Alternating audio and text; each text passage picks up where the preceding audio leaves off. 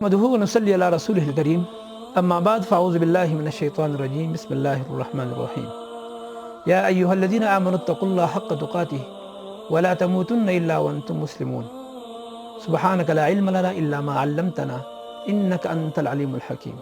آج کی اس نشست میں تقوی کی حقیقت کے بارے میں گفتگو کریں گے کہ تقوی کی لغوی معنی اور شرعی معنی کیا ہے اور اس کے درجات کیا ہیں۔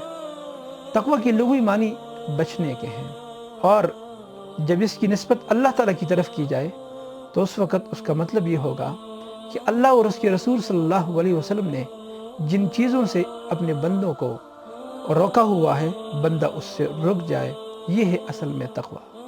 تقوی کی مختلف تعریفات کی ہیں علماء نے، لیکن ایک جامع تعریف جو حضرت ابی بن کعب رضی اللہ تعالیٰ عنہ نے کی، اور وہ تعریف عمر رضی اللہ تعالیٰ عنہ کے ایک سوال کے جواب میں انہوں نے کی تھی۔ عمر رضی اللہ تعالیٰ عنہ ایک مرتبہ ابی بن کعب سے پوچھتے ہیں، ابی تقوی کیا ہے، تقوی کی حقیقت کیا ہے؟ ابی بن کعب رضی اللہ تعالیٰ عنہ نے ارشاد فرمایا، امیر المومنین، کیا آپ کبھی کسی ایسے راستے کے اوپر آپ گزرے ہیں جہاں پر خاردار جھاڑیاں ہوں اور کانٹے ہوں؟ تو امیر المومنین عمر رضی اللہ تعالیٰ عنہ نے ارشاد فرمایا، ہاں بالکل گزرا ہوں۔ ابی بن کعب رضی اللہ تعالیٰ عنہ نے ارشاد فرمایا کہ امیر المومنین آپ وہاں سے کیسے گزرے؟ عمر رضی اللہ تعالیٰ عنہ نے ارشاد فرمایا، وہاں میں نے اپنے دامن کو سمیٹ لیا اور انتہائی احتیاط سے وہاں سے میں گزرا ہوں۔ ابی بن کعب رضی اللہ تعالیٰ عنہ نے ارشاد فرمایا کہ امیر المومنین یہ دنیا کانٹوں سے بھری ہوئی ہے، لہذا اس دنیا کے اندر جب آپ رہتے ہیں تو بڑے احتیاط سے اور اپنے آپ کو گناہوں کے کانٹوں سے اپنے آپ کو بچانا ہوگا۔ یہ ہے اصل میں حضرت ابی بن کعب رضی اللہ تعالیٰ عنہ کی وہ تعریف جو تقوی کے متعلق انہوں نے ارشاد فرمائی تھی۔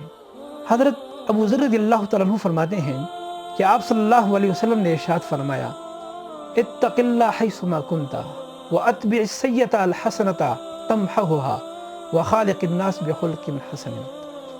اس حدیث کے اندر ابو ذر رضی اللہ عنہ فرماتے ہیں کہ آپ صلی اللہ علیہ وسلم نے ارشاد فرمایا، ابو ذر آپ جہاں کہیں بھی ہو اللہ تعالیٰ سے ڈرتے رہنا، اور پھر آپ نے فرمایا وَاتْبِعِ السَّيِّئَةَ الْحَسَنَةَ تَمْحُوهَا، جب آپ کوئی بھی برائی کر لیں تو اس کے فوراً بعد نیکی کر لو، کیونکہ وہ نیکی برائی کو مٹا دیتی ہے۔ پھر فرمایا وَخَالِقِ النَّاسِ بِخُلْقٍ حَسَنٍ، لوگوں کے ساتھ اچھے اخلاق سے پیش آنا۔ اس حدیث کے اندر آپ صلی اللہ علیہ وسلم نے تقوی کی بھی ایک تعریف کی ہے کہ فرمایا اتق اللہ حیثما کنت، کہ ابو ذر آپ جلوت میں ہو یا آپ خلوت میں ہو، دونوں صورتوں میں اللہ تعالیٰ سے ڈرتے رہنا۔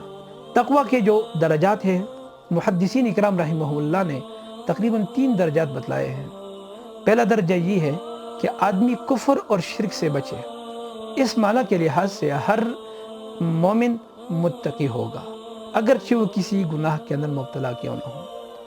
تقوی کا دوسرا مرتبہ اور دوسرا درجہ یہ ہے کہ اللہ اور اس کی رسول صلی اللہ علیہ وسلم نے جن چیزوں سے روکا ہے بندہ اس سے رک جائے، اور یہ جو تقوی ہے شریعت کے اندر یہی درجہ مطلوب اور مقصود بھی ہے۔ تیسرا درجہ تقوی کا وہ یہ ہے جو کہ اعلیٰ مقام اعلیٰ درجہ ہے، وہ یہ ہے کہ اللہ تعالیٰ اپنے انبیاء اکرام علیہ السلام کو اور اسی طرح انبیاء کے نائبین اولیاء اللہ کو بھی اللہ تعالیٰ وہ مقام اور وہ درجہ دے دیتے ہیں۔ وہ درجہ یہ ہے کہ بندہ کے دل میں اللہ تعالیٰ کے علاوہ کوئی اور نہ ہو، صرف اللہ تعالیٰ کی ذات اس کے دل میں ہو، اور جو بھی کام کرے وہ اللہ تعالیٰ کی رضائی جوئی کے لیے کرے اور اسی کی مشیت کے مطابق کرے۔ یہ ہے تقوی کے درجات۔ وآخر دعوانا الحمدللہ رب العالمین۔